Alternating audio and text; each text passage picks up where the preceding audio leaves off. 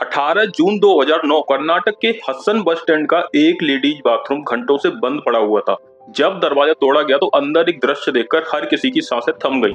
फर्श पर दुल्हन की तरह सजी एक युवती की लाश पड़ी हुई थी। मुंह से झाग निकल रहा था। पुलिस ने इसे पहली नजर में आत्महत्या माना, लेकिन किसी को अंदाजा नहीं था कि यह एक सीरियल किलर की कहानी की शुरुआत है जिसने पूरे कर्नाटक में दहशत फैला रखी थी। कुछ ही दिनों में पता चला कि वह लाश 22 साल की अनीता की थी, जो अपने घर से रहस्यमय तरीके से गायब हो गई थी। पोस्टमार्टम में सामने आया कि मौत साइनाइड से हुई है, लेकिन सवाल वही था, अगर आत्महत्या करनी थी तो दुल्हन बनकर 160 किलोमीटर दूर बस स्टैंड के टॉयलेट में क्यों की? जांच शुरू होती है और फिर पुलिस के सामने खुलने लगा एक ऐसा रहस्य जिसने सबको हिला दिया। कॉल रिकॉर्ड्स खंगालने पर एक नहीं, दो नहीं, बल्कि 20 से ज्यादा ऐसी लड़कियों के नाम सामने आए जो अचानक गायब हो चुकी थी। सभी के फोन एक ही मोबाइल में इस्तेमाल हुए थे।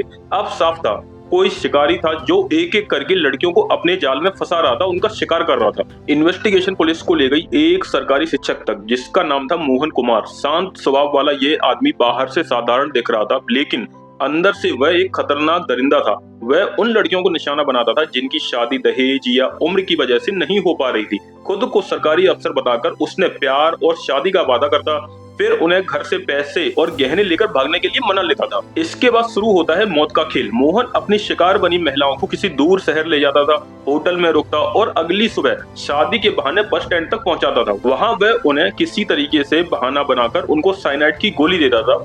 भरोसे में डूबी वो महिला जैसे ही गोली खाती थी, कुछ ही मिनटों में तड़प तड़प कर मर जाती थी और मोहन वहां से आराम से गहने लेकर पैसे लेकर गायब हो जाता था। सालों तक पुलिस इन मौतों को आत्महत्या मानती रही, लेकिन अनीता केस ने उसकी पूरी सच्चाई दुनिया के सामने ला दी। आखिरकार पुलिस ने जाल बिछाकर मोहन को अरेस्ट किया। पूछताछ में उसने 20 से ज्यादा महिलाओं की हत्या कबूल कर ली। तभी देश ने उसे एक नाम दिया, साइनाइड मोहन। एक ऐसा सीरियल किलर जिसने प्यार, शादी और भरोसे को ही अपना हथियार बना लिया।